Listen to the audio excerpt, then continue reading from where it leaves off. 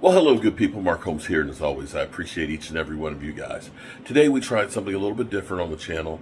We ended up doing our prep work for doing some pho soup as well as beef shredded tacos. That's going to be in the slow cooker.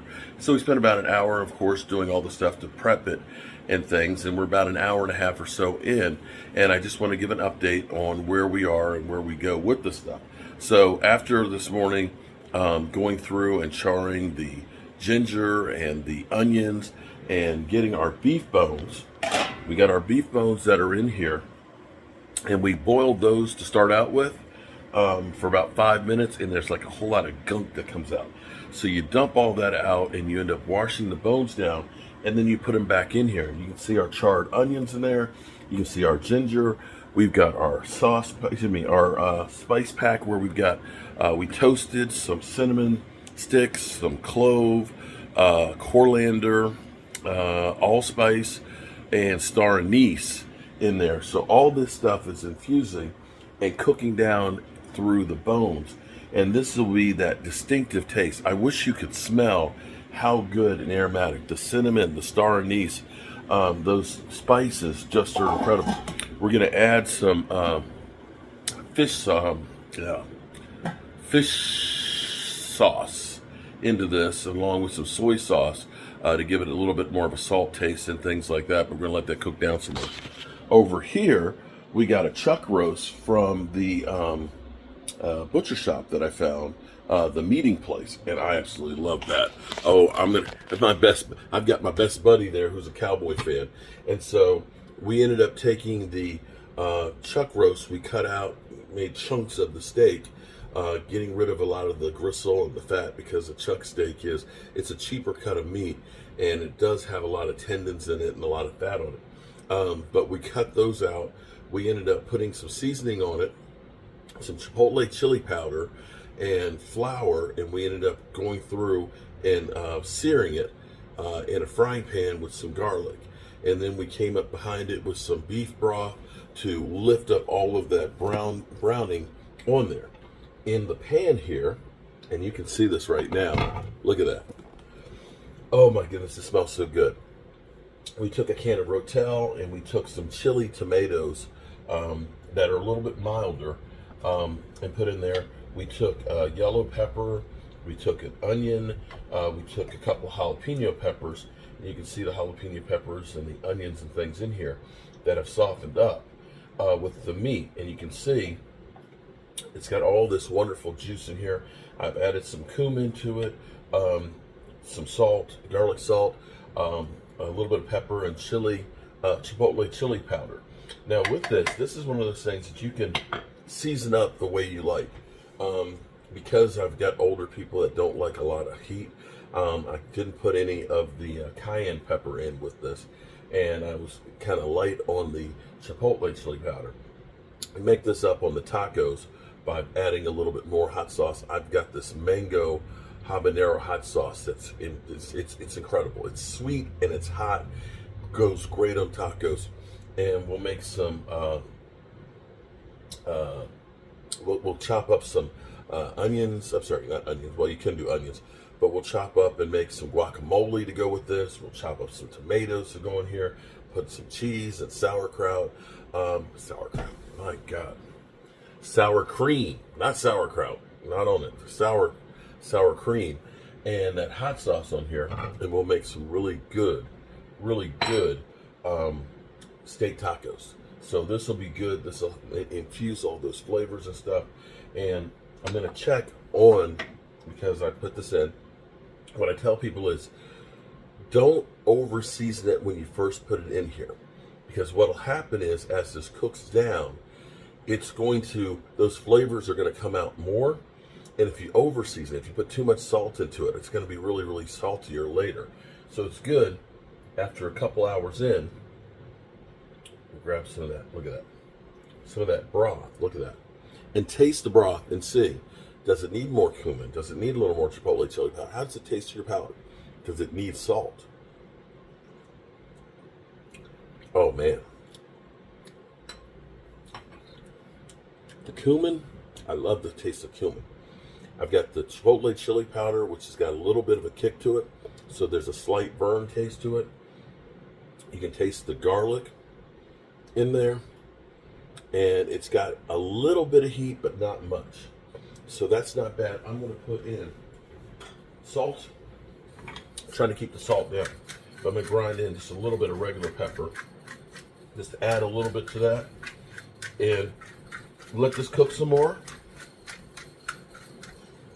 And you can check it again too. So the nice thing about using the crock pot here is you don't have to worry about being here and watching it. This is going to cook down, and you'll know it's done because the meat will literally start shredding. But it'll take probably a minimum of 4 hours, but more like about 6 hours. So this will be one of those things that if you're doing this and you got to go to work, you put it down on low, you're gone 8-9 hours. When you come back, it's going to be done and just shred apart, and you're ready to put it on the tacos. So this is one of those great meals that you feed quite a few people. The chuck roast that I got, I think, was about $20, and you're going to have a lot of tacos from this. So real easy, nice hearty meal, spicy and flavorful. We'll check back in a little later. So we're checking in on our tacos here, our beef tacos. I'm going to turn this down to low because it's boiling.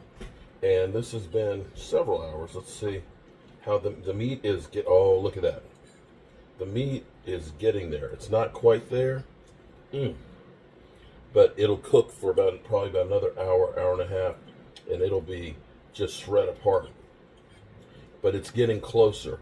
See, if you don't get it to that right temperature and stuff in there, it will be just literally rubbery and hard. But you can see how, look at those peppers, look at those onions. Oh, that's going to be so good. Oh my goodness. That is going to be really, really good. You can see I can easily stick my fork in here now, and it's beginning to shred. But we want this to be complete. Look at that. Oh, look at that. Oh. That's good. And what I'll probably do, because I like it hotter than this, is I'll take some of this out after it's done, and take some of the meat, pull that out, and then I'm going to add some more of the spices in here to make it spicier for me, but not too spicy for my in-laws, because they're older people, they don't want to have too much hot. But tastes kind of like a beef stew, but with a little bit of oomph to it, and we'll oomph it up some more. Now let's take a look here. Turn on the light. And so here's our pho. And so you can see the color is getting darker in here as it's pulling out all the broth. That's the typical nice caramel color that's there. Now you'll see on the top here, that's actually some of the fat that's come off of here. And so I've got this great thing that's right here, and you can skim this, and what this thing does, so we can get rid of all that fat that's on there. So we're just left with just straight up broth. What's cool about this thing is, and I actually got this at my Ace Hardware, but you can buy this in the mail. You can see where the fat's at the top. You pull the bottom. You can let that great broth stay, and you can stop it, of course, before the fat gets in there. What I'll do is I'll put this in the refrigerator, and what will happen is that'll turn into a nice block of grease, and then you can throw it away, so that way you're not putting it in your down your garbage disposal. Don't put it down your sink, because as it gets further and further down the line, it'll start to harden, and it'll harden in your pipes, and eventually you will be calling the plumber to snake your drains. So I will skim the top of this off of here and get all that grease out, and then we're just going to be left with just delicious aromatic broth. And I've got some screw-on containers that we can put some in the freezer, so we won't have to make this for a while. We can just thaw it out and put our fixings in it.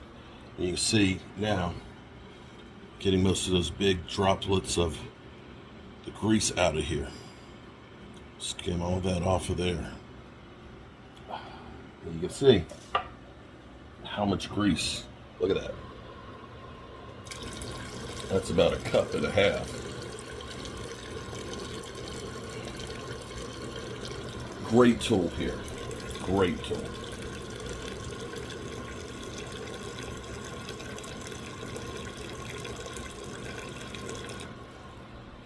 And I'll come back and do that in a bit again. Alrighty, I can go do some more things here at the house and yeah, make life easy.